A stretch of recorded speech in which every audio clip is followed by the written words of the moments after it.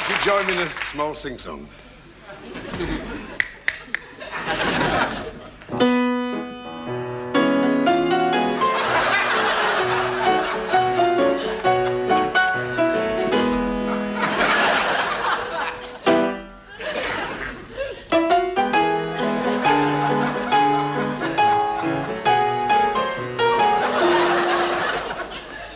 Yes, ladies and gentlemen, where would we be without good music?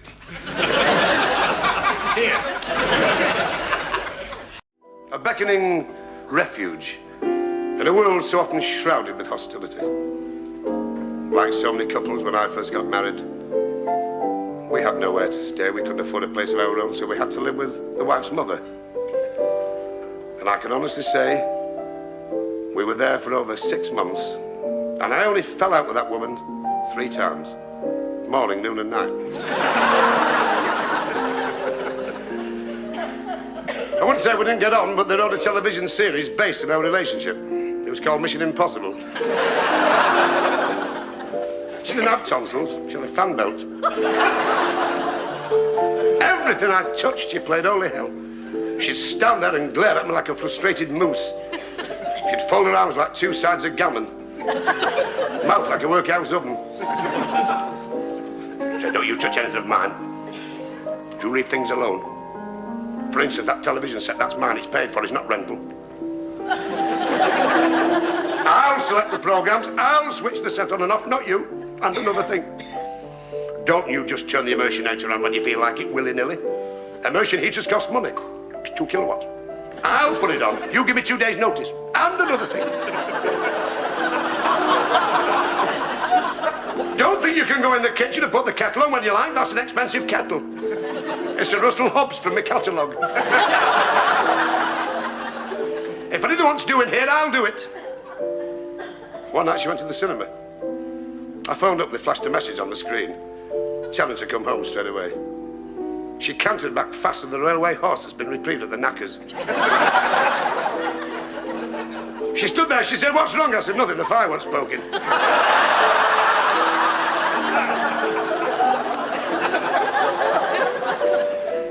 Of course, that was it. That was the end of it. We got thrown out. Bag, baggage and furniture. Furniture. We only had 1 chair.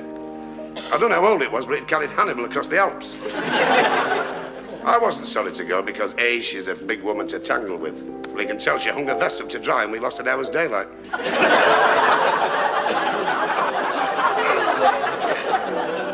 We used to use her drawers for hang gliding.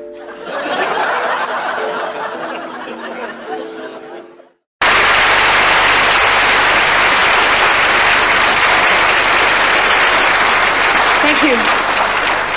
And now, ladies and gentlemen, it's my great privilege to present one of the country's finest classical pianists. Barnsley's answer to Andre Previn. Mr. Les Dawson.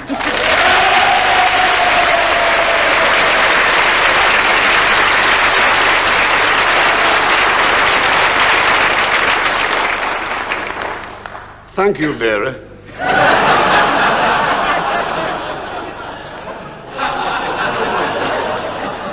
Instead of my usual composition on a symphonic vein, I should like to play Songs of Yesteryear. If you feel like joining in, do so, but it's third-party fire and risk.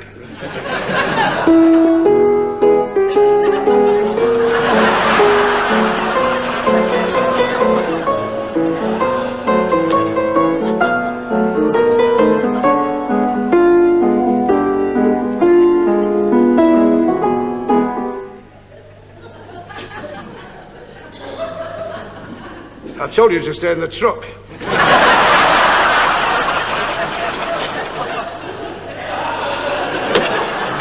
Your fan club has just arrived. They parked the tandem. That's what I love about your show. You're a laugh an hour, Shirley. That's one more than you, pal.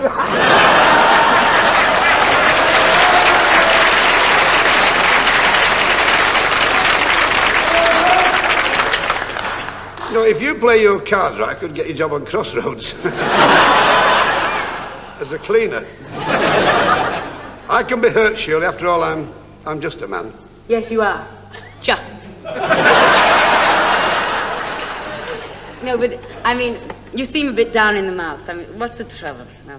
Well, I'm glad you noticed that I'm not my usually did. ebullient self. I never slept a wink last night, Shirley. I kept getting this hideous recurrent nightmare that the mother-in-law was chasing me with a crocodile on a lead down the banks of the Nile.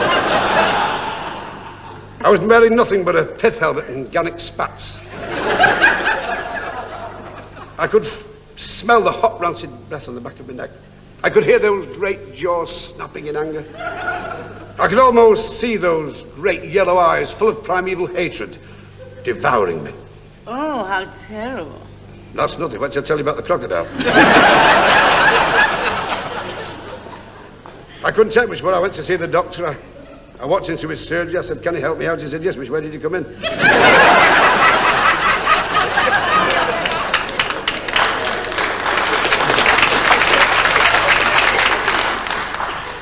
I said, "What's good for wind? Give me a kite."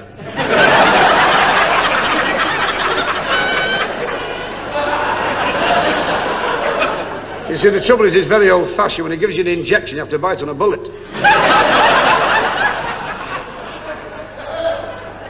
He's retiring shortly. He's run out of leeches. If you don't mind me saying so, Shirley, I'm so envious of you in so many ways. Your success has reached its absolute apex. Do you know that my career's going downhill faster than a rabbit that's just had a promise?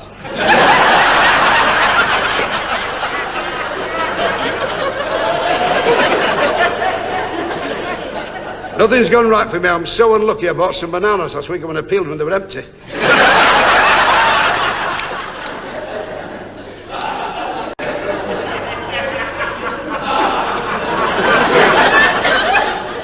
Do you know, I invested a lot of money last year in a company that made cotton floral bonnets, and now the government's cancelled Easter. I'm so far behind with the rent, the arrears are ticked off in the doomsday book.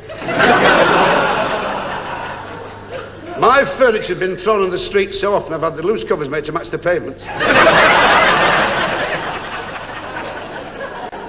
If that wasn't bad enough, after 15 years of complete bliss, the wife ran away with the fella next door. Oh, and I do miss him. Do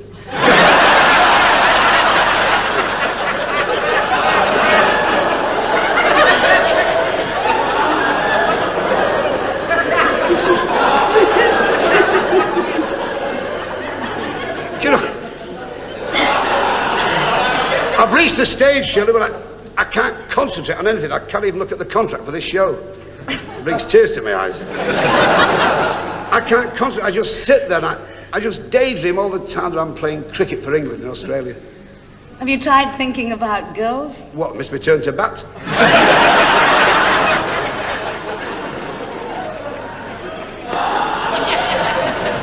It's funny how you try to regain your grassroots. You know, you came from Cardiff when you worked on the docks. And you also...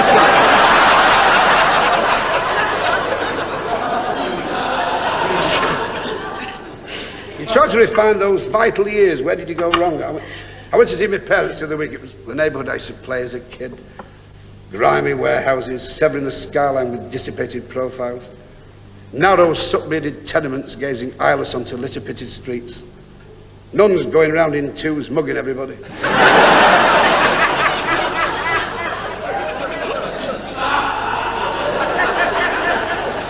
And I thought to myself, by God, Weybridge has changed.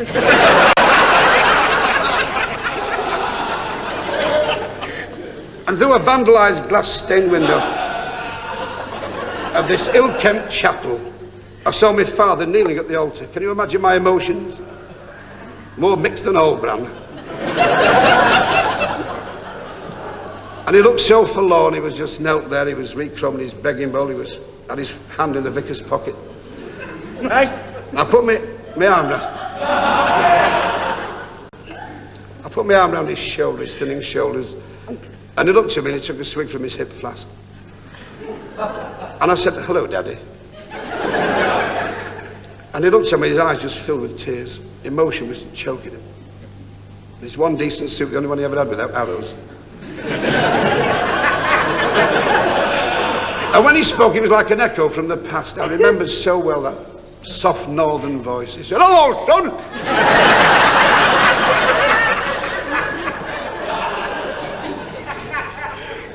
I said, "What are you doing here of all places?" He was never a religious man, you know. He was an atheist for years, but he was getting no holidays.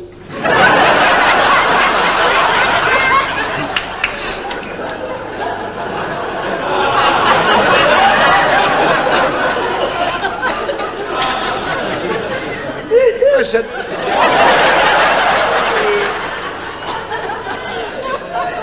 Oh, I must hear it.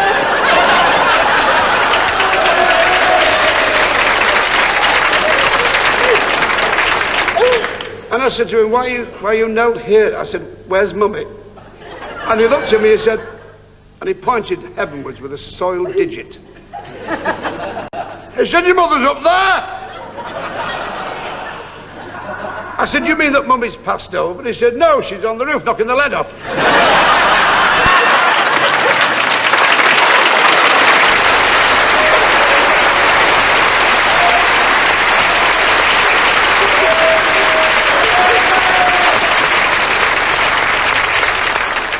Tell me, Shirley, what number are you going to sing? Well, Yellowbird.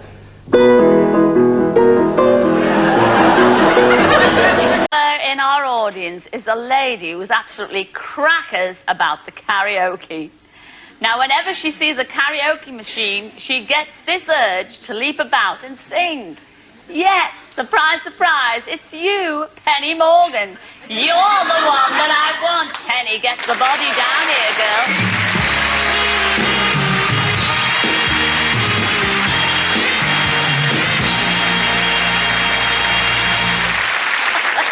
Hello, Penny.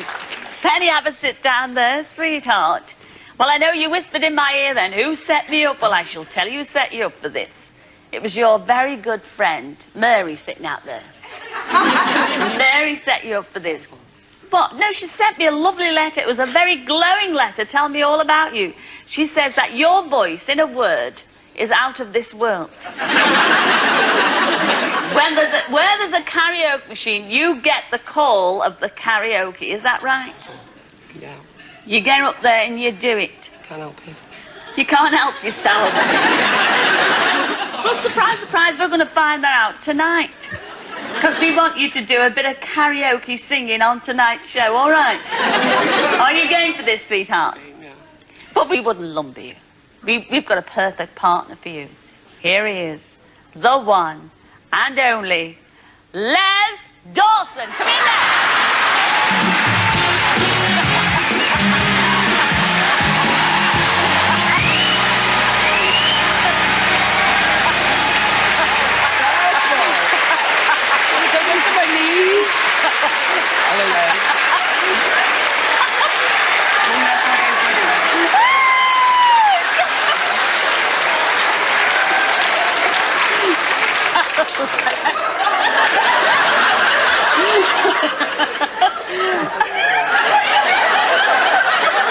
Take me to school, Mum. I'm not ignoring you, I'm just trying to. No, it's going to be a wonderful duet. I think it's going to be very exciting and a wonderful duet tonight. Could be. This is happening. Listen, I won't let you down. Don't let me down now. There's no way in the world. It's your door to the big top.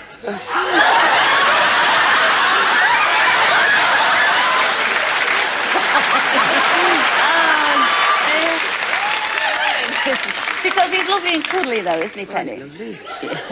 You'll be a bit taller. Oh, you... I used to be as tall as you when I was hit with a lift.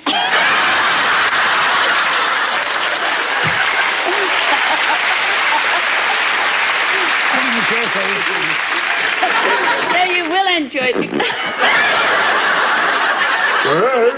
You know, I'll get the title out of this song that kills me.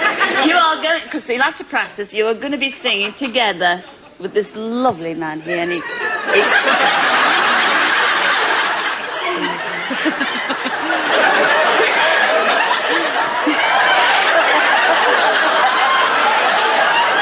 You are going to be singing I got you, babe. So, Les, will you look after our Penny? Or, in other words, Penny, will you look after him? We shall see you later. Ladies and gentlemen, the lovely Penny and the marvellous Les. See you later.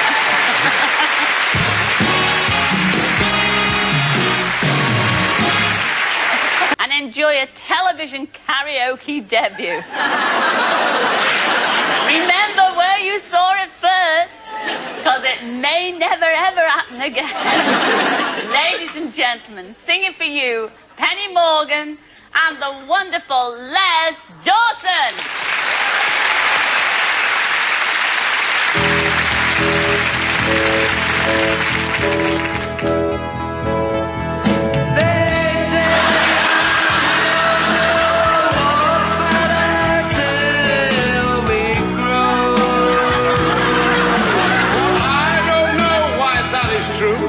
Because you got me, and baby, I got you.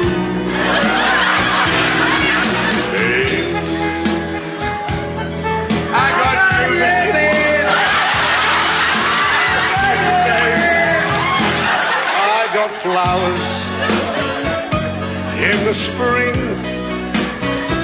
I got you to wear my ring.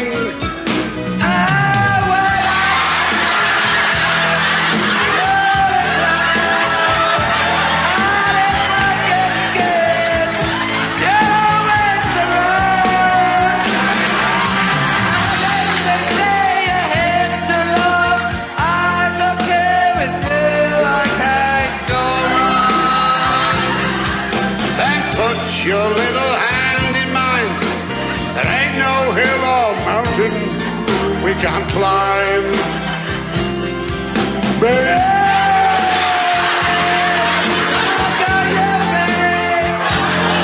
I got you, baby. I got you to hold my hand.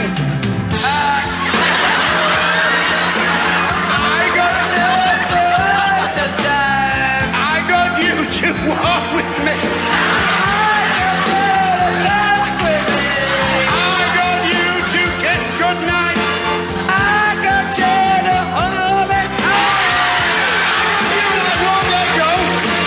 I got you, let's just go.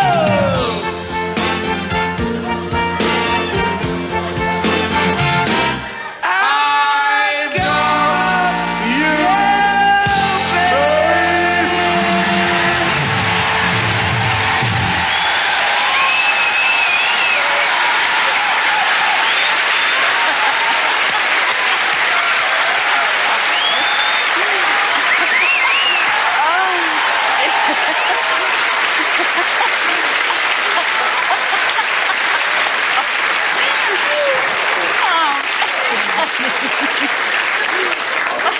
Was he worth the money? What can I say, Penny? I mean, I can safely say we've never heard anything quite like that. And it's all down to you, because you make the perfect couple, don't you, ladies and gentlemen? Penny, thank you very much for being a great sport. And Les, what a star, what an even better sport for doing it with you. Ladies and gentlemen, the marvellous Les Dawson and Penny Morgan. You're a star. You're a star.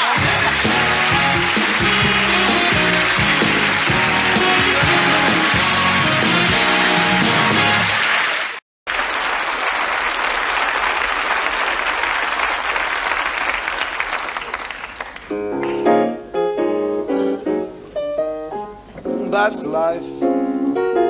That's what all the people say. Riding high in April, shot down in May. I'm gonna change that tune. And we're back on top in June. Well, that's life. And funny though it seems, I know some people get a kick stepping on the dream. I'm not gonna let it get me down. For this big old world is hung up. That's the way you have to go through life. You have to do it your way. That's a funny thing about life. The grass always seems greener in somebody else's field, but it's not. There are still some people who think that show business is all excitement and big money. Well, the only excitement I've ever experienced was the night that somebody rubbed algae-pan on a stripper's G-string.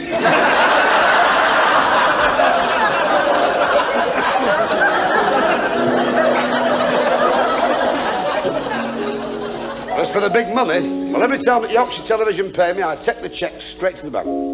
I have to do, it's too small to go on its own. We all have money problems. I went to see my bank manager last week. He hopped into his office, he had to do, I was kissing his feet at the time. I said, how's my account stand? He said, I'll toss you for it. We sat down in his office. He said, before I can discuss a monetary loan, he said, I must ask you, have you got collateral? I said, no, it's the way my legs are crossed.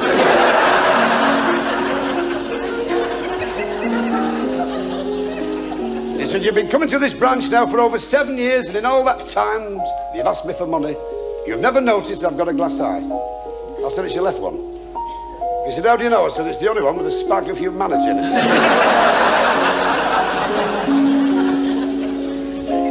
Everybody's life is full of ups and downs. There have been times when I've teetered on the very abyss of total despair. Times when it seemed that the gods had cast the dice of fate against me. I've not had a happy life. My childhood was a singularly unhappy one. The trouble was my mother was short-sighted, and she would persist in keep putting talcum powder on my face. Between you and I, I've often shuddered to think what she did with me dummy.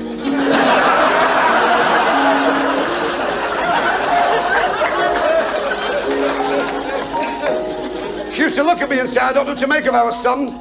My father used to say, have you thought of a rug? Oh, I know they didn't like me.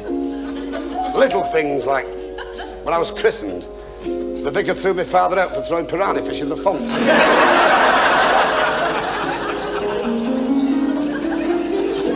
We lived in a tough district. It was so tough I got mugged one night by a nun.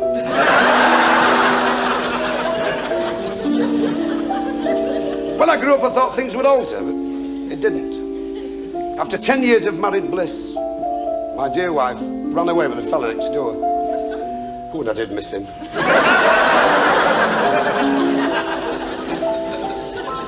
Of course, it was a marriage that was doomed from the start. I met the wife in a travel agency. She was looking for a holiday and I was the last resort. She was hell of a size.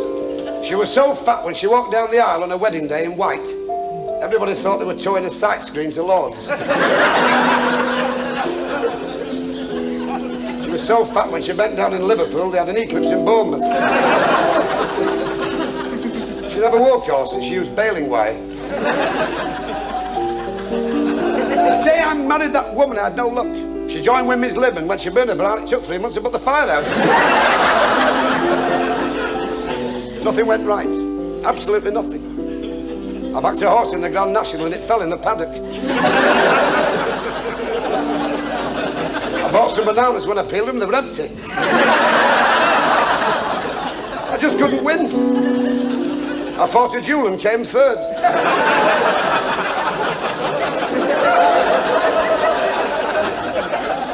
And I was offered a big part in a revival of the musical The King and I with Dame Flora Robson. They had to cancel it, she wouldn't have her head shaved. I only had one suit. It was so old every time a band played the Lancer, the trouser broke into a gallop.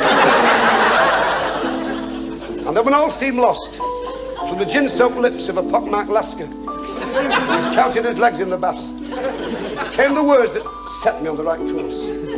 Go ye to Tibet and seek out the old wise one. I got a job on a ship as a carpenter. The first time I'd been in the chips for years. Off we sailed on a perilous journey. What a voyage. It was scurvy, mutiny, disease, but eventually we reached Knutsford. 3 years later, we docked at Kowloon and I trekked across the hinterland of China in my saffron robes and my begging bowl. Had a Woolworths over there and they're quite cheap. Stamps as well, which is handy. What a journey, what a voyage, what a perilous trek. As I began to climb the Himalayas, The wind tugged at my clothing. Ice particles formed on my eyelids.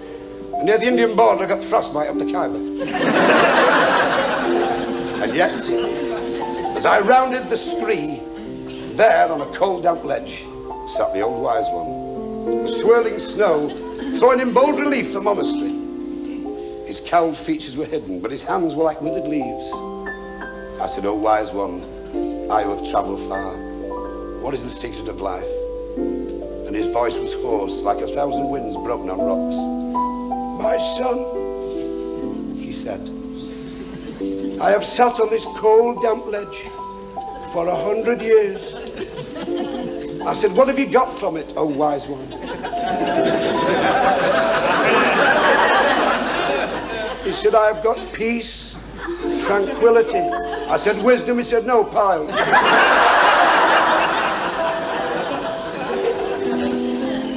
I said, "I who have travelled far, O weary wayfarer, tell me, O great and wise one, what is the true majesty of life? What is the secret that one must find? Where are you, the oracle?" I beseeched him. He said, "The secret, my son, is know no enemies. Have only friends." His soft, gentle voice carried on the wind. I said, "It's very difficult in the modern world. You make enemies. How did you avoid it?" He said, "I have lived for 200 years, and I have no enemies." I said, "How did you manage that?" He said, "I shot the bloody lot."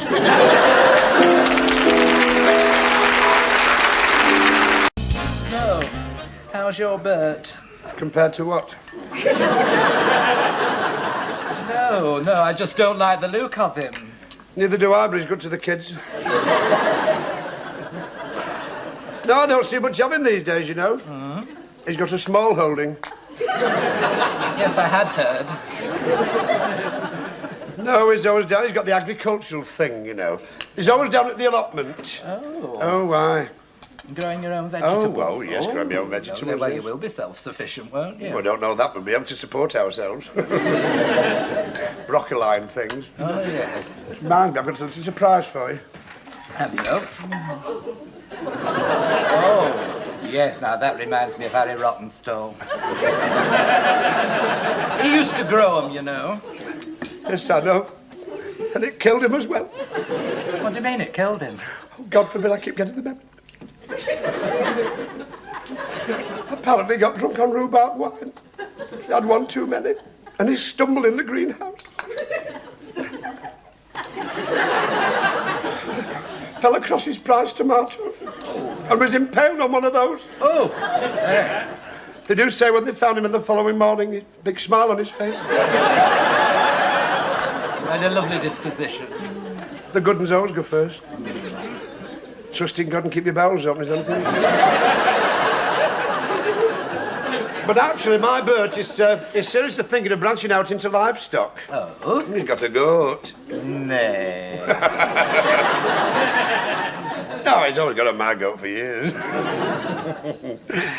No, he's got this goat, you see, and what he's done is met this fella, you see, and he's got this nanny goat, you see, and they're trying to breed them. Well, I thought they did it for themselves. You know what I mean? It's a bit delicate after all. You see, what they're trying to do, they mate them. Oh, what's that? They've got this thing tethered in medder. But nothing's happened yet, you know. Of course, my Bert doesn't believe in artificial incineration. Oh. Neither do I. Oh, it's the real thing or nothing at all. Oh, I'll second that. God.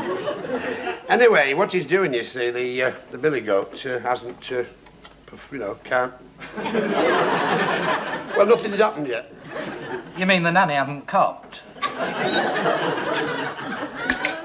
Well, I wouldn't have put it quite as coarse as that.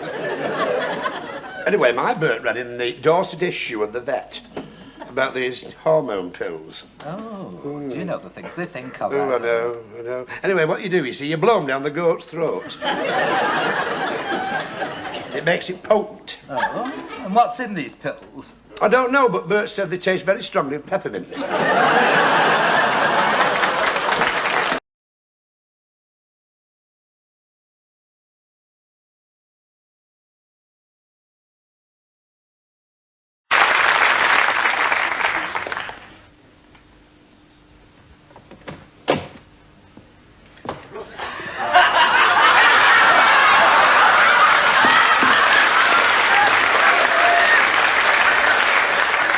Thank you, Doctor.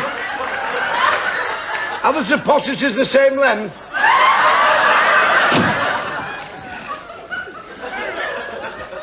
Well.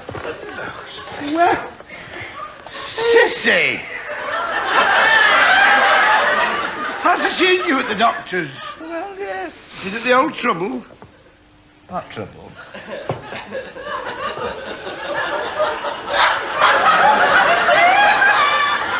Woman's trouble.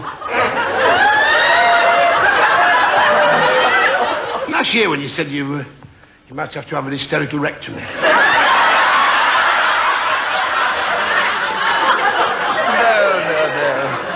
No, it's not that. No, that cleared up after the manipulation. Oh. Mind you, I don't feel very well. In fact, if I put my mind to it, I could be very ill indeed. Oh? No, it's not me I've come about, actually. I've come on behalf of Leonard. Oh, help me God, what's up with the lad? Well, it's his verruca. You know he's got a very big one.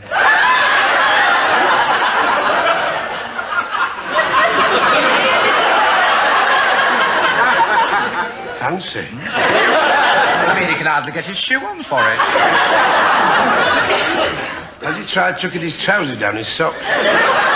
Oh, it's much too painful to do anything like that. But he doesn't know what to do with it, does Well, he doesn't. He doesn't. I mean, it's all he could do. I mean, he couldn't hop down here, you know. I'm not surprised. That's why I've come to see if Dr. Patel can give something for him. Well, I don't see why not. I've got a lot of faith in Dr. Patel, even though he does come from Bombay. He's a chipati, you know. But it is the same for me when I came about my Bert. I told him exactly what's wrong with my Bert. Oh? And what did he give you? His deepest sympathy. Not surprised, knowing your Bert, you deserve all the sympathy you can get. I mean, what's the matter with this scoundrel now? It happened 2 days ago. Well, 2 nights ago, actually, after he'd been to the pub. I'm surprised he can afford to go to a pub on the dole like he is. Anyway, I went down to the pub, and the landlord likes my Bert, you know, because he once cleared a boil upon his whippet's neck. And between you know, he lets him suck the beer mats. So that's why he had all his teeth out. Got a very deep cavity in the back. He was stood at the bar having a quiet suck. Well, an old friend of his from the army days came in. And you know my Bert, well, I don't have to tell you, but my Bert was one of the unsung heroes of World War II. Yes. His full story may never be told. The War Office slapped an embargo on his memoirs. My Bert was very important, you know. Everywhere he went chained to MPs, you know. Oh, yeah. Well, this army chum of his and Bert, of course, they were together. They were trapped in a rainforest near Rangoon during the monsoon period, behind Japanese lines, sheltering with remnants of the 14th Army. Shindits. Oh, they all had them.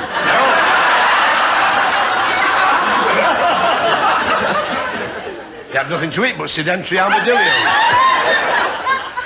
Well, obviously, I could understand. They had a few drinks too many, and... Well, my Bert came home about 2 o'clock in the morning, and he just fell asleep, sat on the apathy. And he was still there the following morning.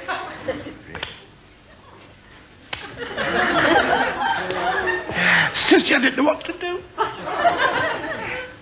He'd lost the use of his legs. Oh, say, Every time I picked him up, he fell back on the... I say, well, perhaps it was psychosomatic. No, it's the old-fashioned sort with the chain flux.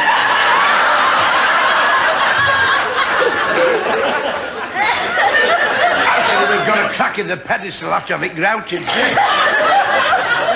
But I sent for Dr. Patel, and you know, he came straight away. And what was the matter with him? What? With Bert, as he couldn't get off the toilet. I mean, was it some sort of muscular seizure? Sort of.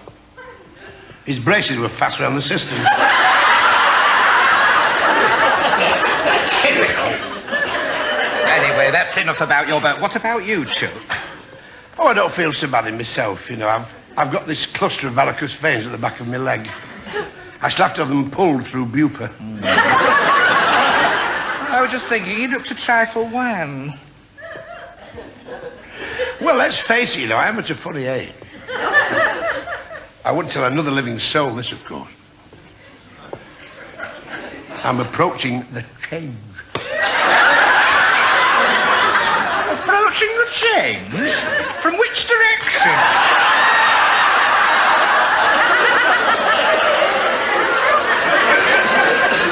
What do you mean? Well, I would have thought your batteries had run out years ago. I'll have you know that my family has a tradition of fertility. We're a very fertile family. Very fertile. My cousin Bertha got cocked when she was 59. And she swears she only walked past a sausage factory. Well, anyhow, changing the subject, what are you here at the doctor's for? Well, I've got a lot of confidence in Dr. Patel, even though he's a popadomy. Our Miriam came here for an X-ray, and to find where the blockage was, he gave her a Bavarian meal. You mean barium? No, she kept her brown and knickers on. Well, I came and I've got the most... I can tell you, Count. Oh, my lips are sealed. I've got the most peculiar complaints. Every winter I get very heavily chapped legs, especially on the inner thigh. And it's very embarrassing when I'm wearing a hoorah skirt with a handkerchief hem. Now, I've tried rubbing myself with algae pan. It doesn't seem to work. And this happens every time the clocks go back. Well, I've been in to see him today, Dr. Patel, wonderful. And he cured my chapped legs in 5 minutes. Why, did he give you an injection? No, he took 2 inches off my Wellington boot.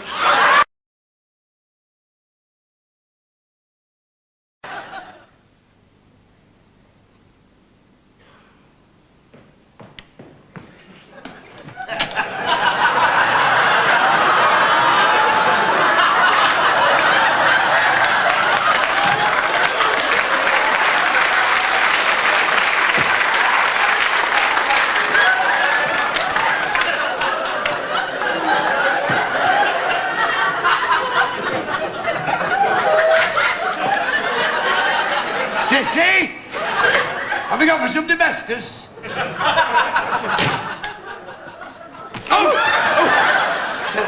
Now look what you've done, honest. You can't take you anywhere. I nearly had a flush.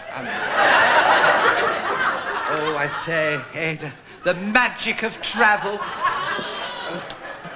Ada, look at all these lovely places. New Guinea, New Jersey, New York, New Zealand. Where do you want to go, Chuck? New Brighton. We've gone there for 22 years to Elsie Gartsides. She keeps a lovely table. She doesn't charge extra for the cruet. We always use the Mycene tureen for the soup. She's spotless. She changes the beds every day. She's had new oilcloth put down in the lobby. And on the landing, she's got it all done now in that beautiful anaglypta in burnt sienna. And in the dining room near those pot mallards she got from that shop in Bognor, there's a beautiful mural on the wall. The death of Lysander in Dulux. I really don't know why I waste my time with you, Ada. I really don't. The inside of your head can only be described as a cultural desert. Now forget all about Elsie Gartside. Come and sit down. It's time you broadened your horizons. That's why I'm wearing this new roll-on. Put it everywhere. I've done nothing today. I've not a pot washed or a sausage pricked. I've done nothing. I don't know where you want to go abroad. They're all foreigners. Foreign. Oh, but I mean, they've got so much to offer, Ada. Such as? Well, look at Rome, for instance. We could go on a river cruise. We could go on the Po.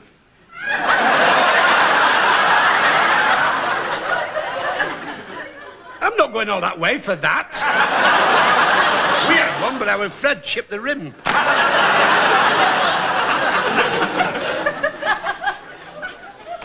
Now then, what about this one? Oh, there. Now, this looks nice. What's that? Espanol. 4 nights holiday in San Juan and San Jose.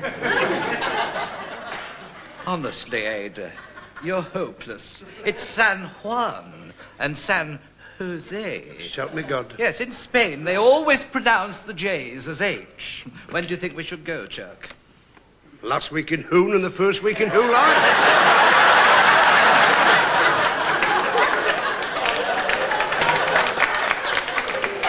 I don't see why we can't go back to New Brighton. I like New Brighton. I feel happy there. You can see the ships coming across the Meuse and the ferry. And there's something I've never told you. You're not a living soul. My lips are sealed. Bert and I had our honeymoon in New Brighton.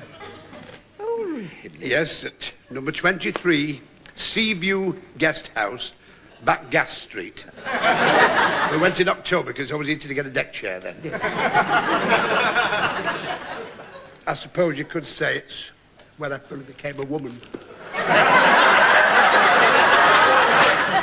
This is all news to me, Ada. Tell me something, Chuck. Were you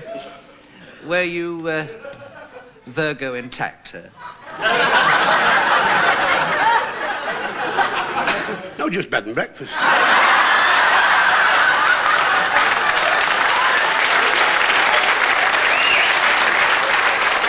Just 2 nights, 10 and 6pence.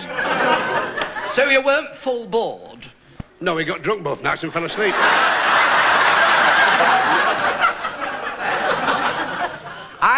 I quite enjoy sitting on a coach, you know, and seeing all the places of interest. Very, very nice. Very, very nice. Yes, yes.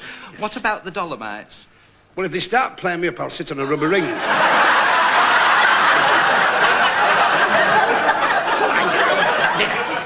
You see, I don't know where I am with you now. You've got me all confused. Look, about this cruise. Now, that would be nice. Look, look, just imagine. The starlit night. Oh, yes. Yeah. Oh, the gentle roll of the ship. The white horses leaping across the horizon. The surge of excitement as the ship plunges into the brine. The constant drum of the engine.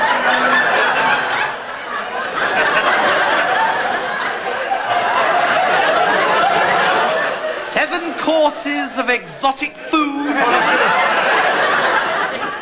Oh, help me God, I felt me going over there. Wouldn't do for Bert. Why not? Salt. Salt? Salt in the atmosphere. You see, when he was with Montgomery's Desert Rats, in the push from Sidi Barani to Benghazi, he was trapped in his Cromwell in the cupola. He was left for dead in a wadi. And these riffs, these militant riffs, marauders, picked him up and put him in a burnoose and took him back to their encampment. And they did a lot of things.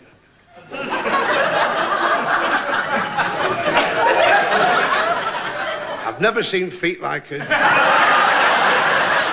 Well, ladies, have you decided on anything? New Zealand? New Guinea? Newfoundland? New York? New Brighton. Oh, bless you for that, love. 2 tickets for Elsie Garsize and bookings in for the Apollo Ballroom, the first house.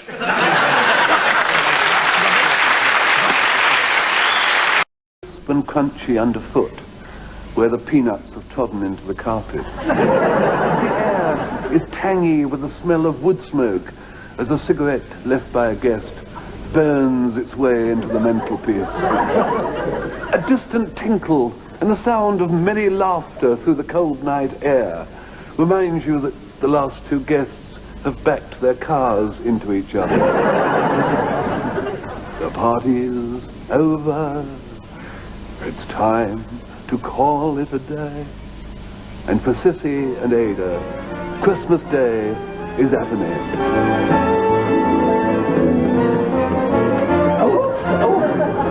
Bottoms up. That's the only thing wrong with a Christmas party is the tidying up afterwards. Yes, I must say I agree with you. What do you say if we take a little break for a minute? Well, I think it'll do us both the world of good. I think you're right. We've been very active. Oh, to give me bunions a rest. Oh. Mind you, not for long, I've got to find Bert's teeth. You know, last time I saw them, they were just near the cheese dip. You know, I must say, you did yourself very proud tonight, Ada. They all seem to enjoy themselves. They did for where they were laid. And the food was excellent. I mean, I couldn't fault any of it.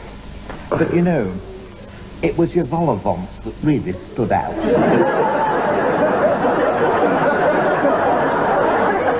It's this new bra. You see, it lifts and separates at the same time. Trouble is, it's a bit of a struggle when they do. Marvellous what technology can do these days, isn't it? Did you know, for instance, that the modern bra was based on the cantilever? Would have been better off with a tile lever. I don't suppose there's any drink left. In the Mallee, I managed to salvage.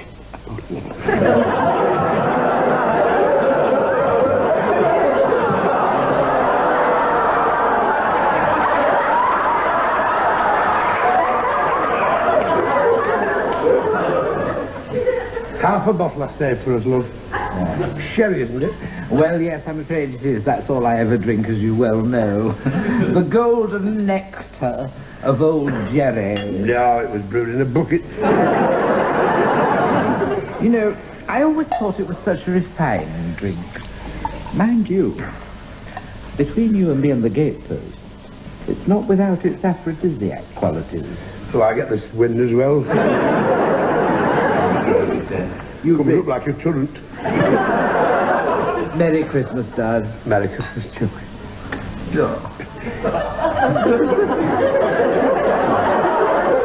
I keep filling up. Where do the years go? Another Christmas gone? Yes, mind you, one has to be philosophical. I mean, Leonard and I are firm believers in tempus fugit. Hello. I've often seen your bedroom curtains drawn. I used to enjoy it myself, but Bert's past it now.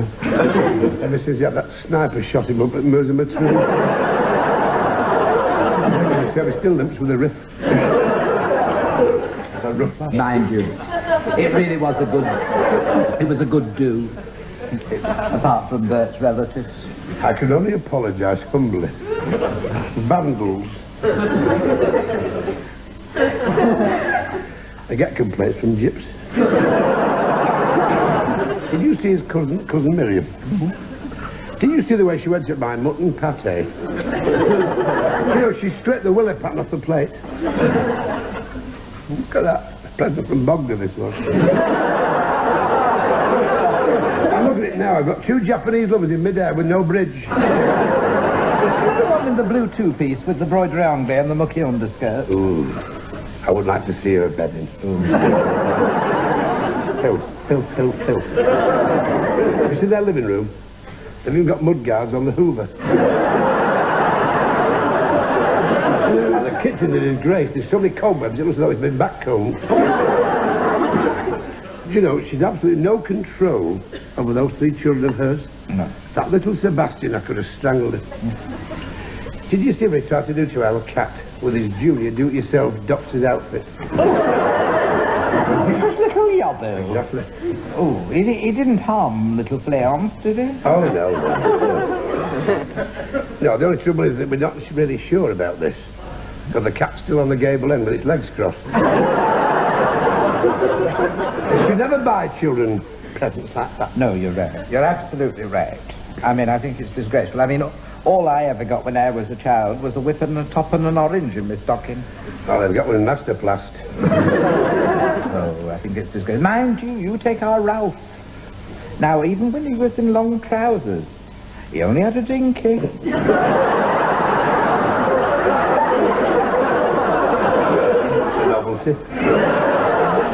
He used to get hours of enjoyment from it, though, you know, up in his bedroom. Oh, yeah.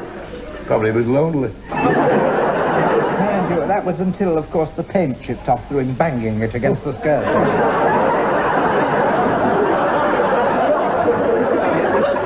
Don't think of... I mean, they weren't cheap, you know, dinky cows. Jingle all the way. Oh, what fun it is to ride in the one-horse open sleigh. Oh! Jingle bells. I do beg your pardon, maybe. I think it must have been the turkey. You know? It was the stuffing. It was a bit too rich. What did you stuff it with, Chuck? I didn't have to bother, it was already full.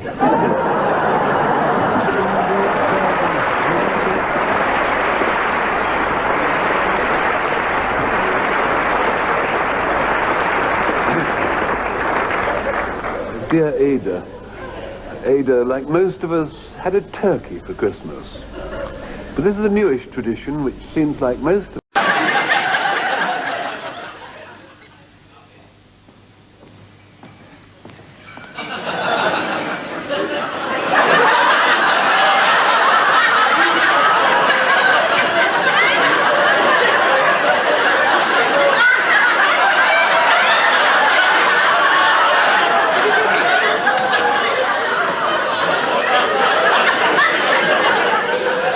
Say, Cissie, just take the weights off your feet. My feet are killing me. Oh, well, kill that cat.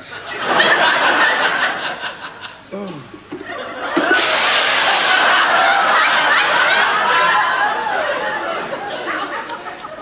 Just look at my feet. I've got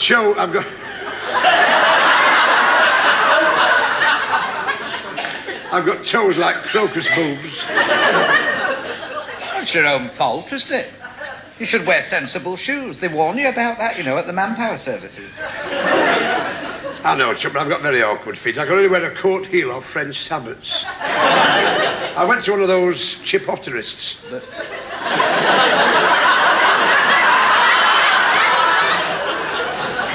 He took one look at my feet and he went quite pale. He said, I've got rancid bunions and they'll come off. Hey, look out. Here's Monsieur Jacques. Look busy. Monsieur Jacques, a load of rubbish. You know that is, don't you? No.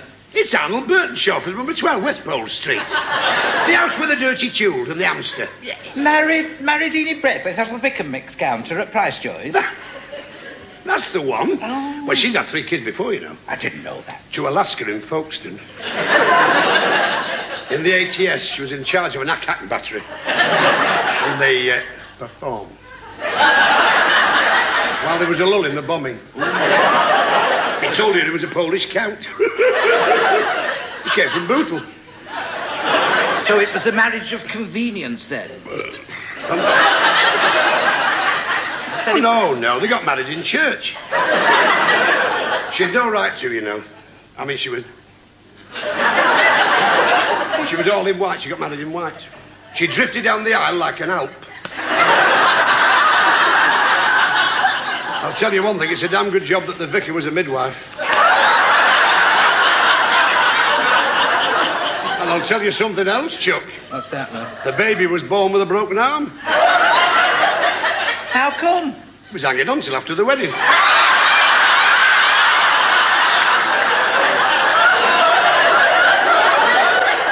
Not many customers in tonight, is there? You're not really surprised with Monsieur Henry's cooking, are you? It's muck. Muck? Muck. Oh. No, I can't agree with you there, Chuck. Monsieur Henry's cuisine, I mean, is really quite adventurous. Hey, Chuck, did you know there were snails on the menu tonight? Well, that doesn't surprise me. It never washes the cabbage. I was referring to the edible snail. L'escargot. He's no damn right to sell horse meat. What are you talking about? He doesn't sell horse meat. Oh, taradiddle, you've just said it. You've just said it. I said nothing of the kind. Yes, you did. You said less escargot. Well, I backed that in the Grand National. I say I had it in the kitchen suite, 50 pence each way. Mark my words. That grilled sirloin will have stripes on. That's where he was whipping it, the French from.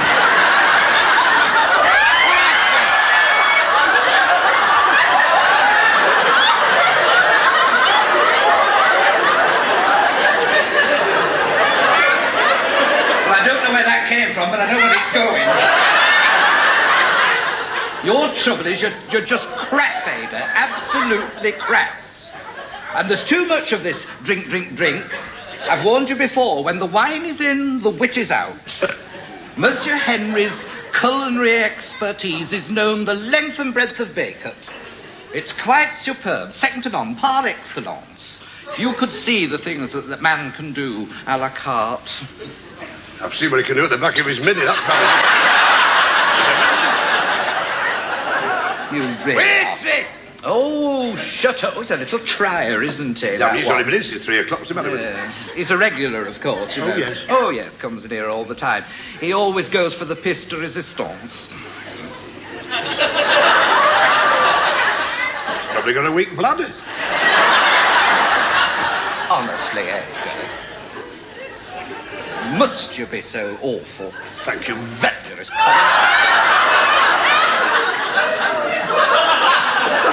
Well, that's ruined Florrie's Cream Lagoon, hasn't it?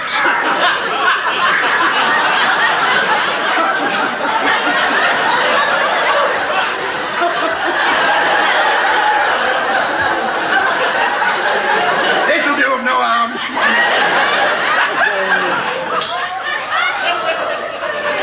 Hey, God help us. Oh, no. Don't believe it. This is really too much, you know. It's purely medicinal. It's an emergency contingency in case of a nuclear attack. It'll come in very handy in cases of severe shock. Waitress! All right, all right.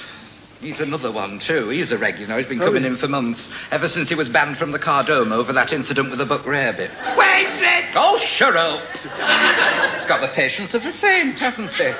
He'll need to be when he samples Monsieur Henry's cook in its muck. Will you stop referring to it as muck, eh? Muck, muck, muck. Voice down, somebody will hear us. Well, I don't care. Listen, I took a dolly bag back the other week of steak Diane for our Rover. And you know the dog spent the entire night in the corner with its paw down its throat. Ada, look. That fella seems to be having a heart attack. Oh, he's gone the colour of putty. Oh, he's got his face in his omelette. Oh, yes. Is that the cruet sticking out? What's that piece of stick of celery doing there? Well, it's a great pity, but we... Why not? It's not our table, is it? Where's Dawson?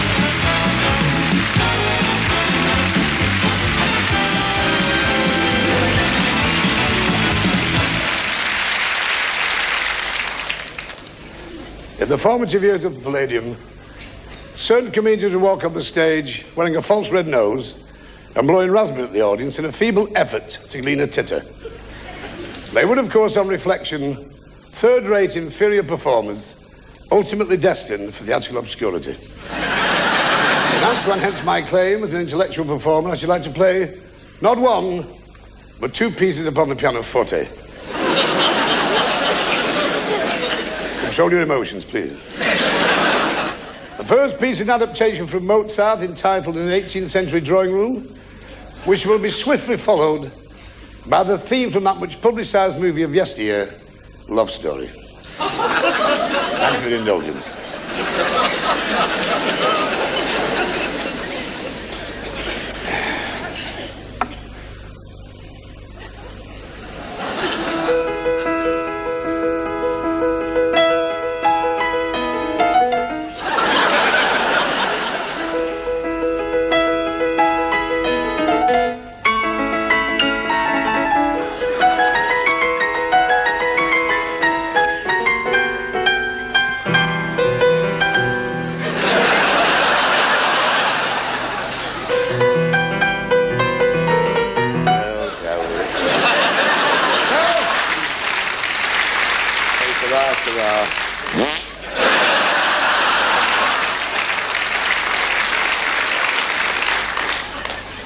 Thank you for laughing. Where would we be without a laugh? Here.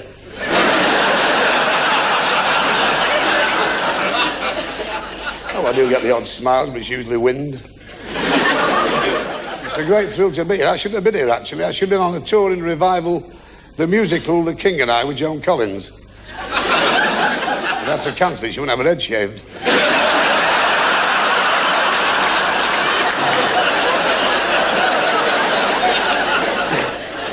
So what a thrill to be on this auspicious occasion at the London Palladium.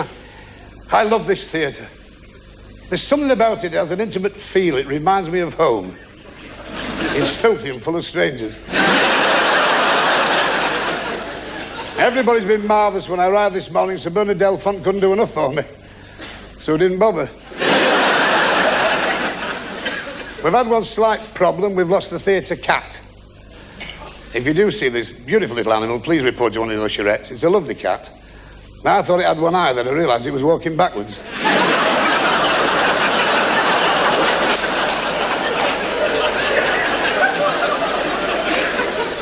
A lot of people think when I play the piano there's a strong resemblance to Richard Clayderman. Now, I've nothing against the lad, but he is French. And I don't trust any nation that makes a fetish of eating frogs' legs. Because as a well-known conservationist, what horrifies me is, when you want a frog's legs, what's happened to the rest of the frog? Is it doomed to spend the rest of its life going around the kitchen on casters?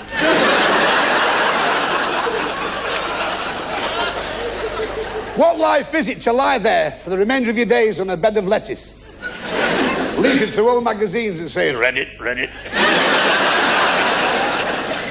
There's a certain gentleman here tonight who cares like I do for ecology and wildlife. Not many people know that I'm actually the vice chairman of the Mordecai Appeal Fund for the preservation of the black-infested swallowback duck of southern Bridlington. For those of you unaware of this beautiful feathered friend which haunts our shores, it's in danger of becoming extinct because of oil slicks on the cliffs at Scarborough where it mates. Briefly what happens, the female of the species likes to mate on the very edge of the cliffs.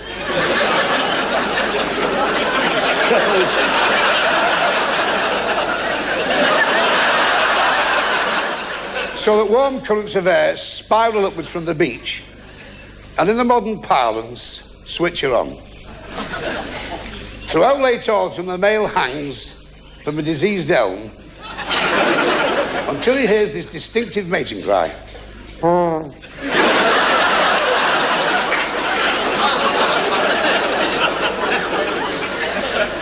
Well, of course he makes mistakes, but he seems to know.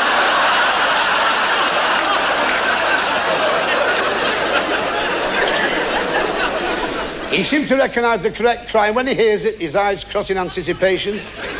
He leaps from the twig, picks up his feathers in a tight bunch around his chest, and in a series of swoops and skips, attempts to cover the female in the age-old ritual of procreation. But because of these oil slicks,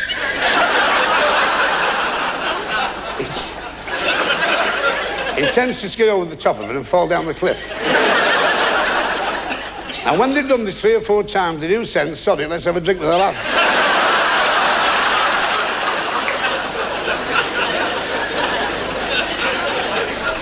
You may or may not know that tonight marks the anniversary of the death of one of Britain's great composers.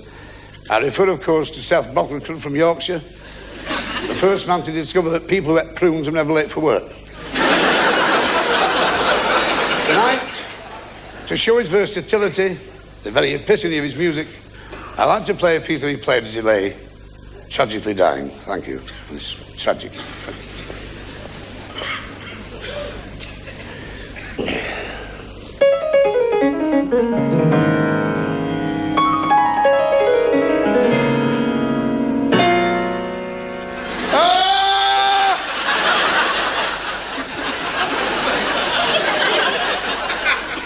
And then he died.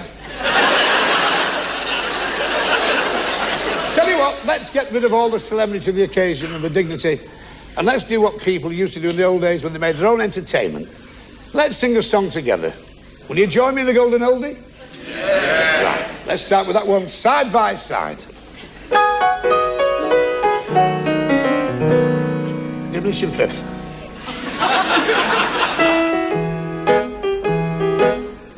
That's it.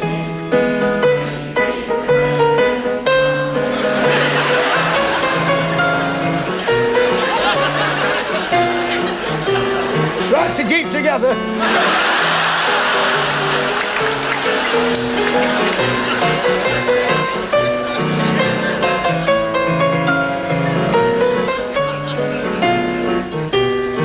Through all kinds of weather.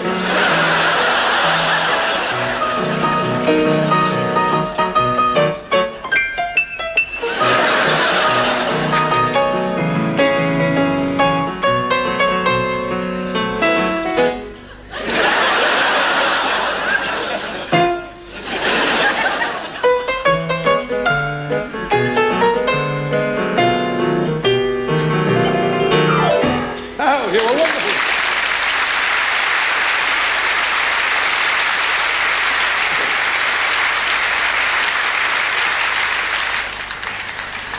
If you're too shy to sing, music can do other things. It can make your feet tap. I'd like to introduce 5 ladies now, 5 young ladies, who used to be decoys for the whaling fleet.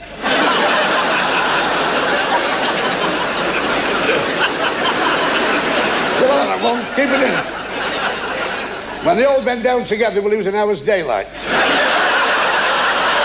You welcome the roly-polies!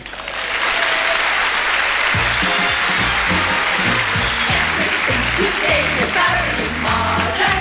Check the personality. Everything today makes yesterday slow. Better face reality. Goodbye, goodie go. I'm changing and how. So beat the drum, dance, kick, and thoroughly modern living now.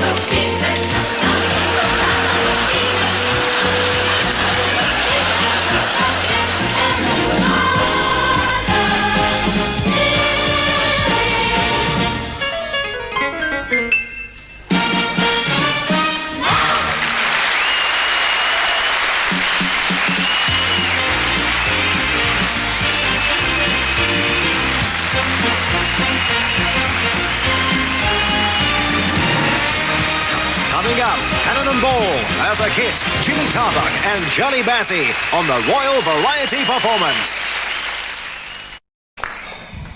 So let yourselves go. Forget where you are, forget all this trappings. And let's hear you sing, and I just love you British so very much. Oh, you're marvellous, you really are. Liberace. There's a man for you, I think. Right.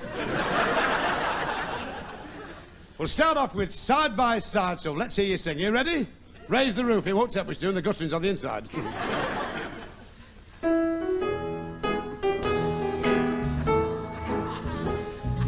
Now, wait a minute. This sounds like an asthma clinic. Try it again, you haven't paid. Go on. That's it.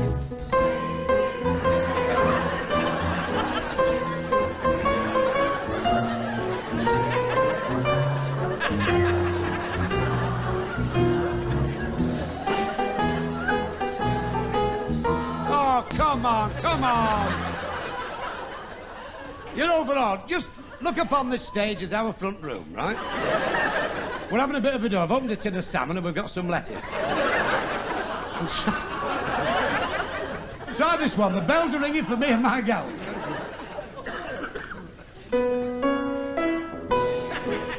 That's it.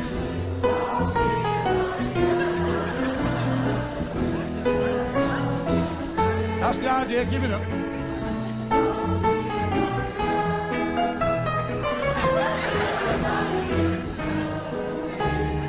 It just flows.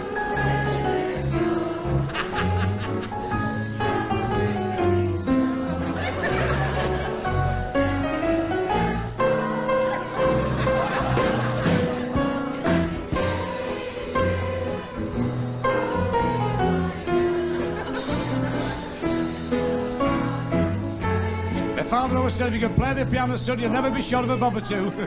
Wrong.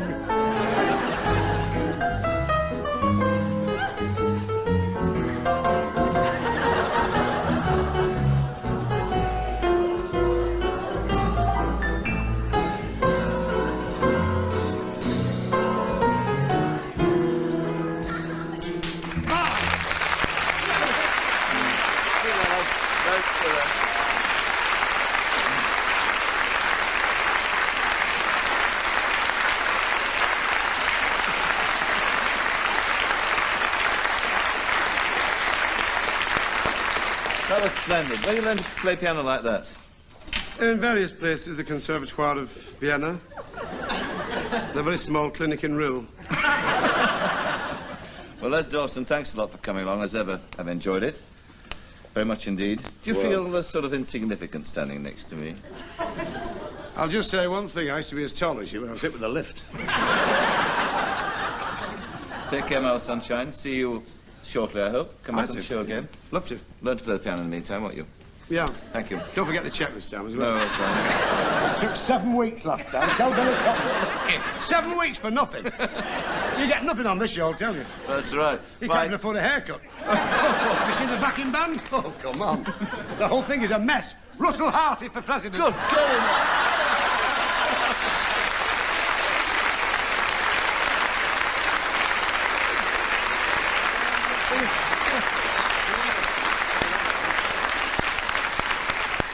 He joins Jimmy Tarbuck on the blacklist. Right, my thanks to Lord Carnarvon, to Les Dawson. Until next week, about the same time. Good night.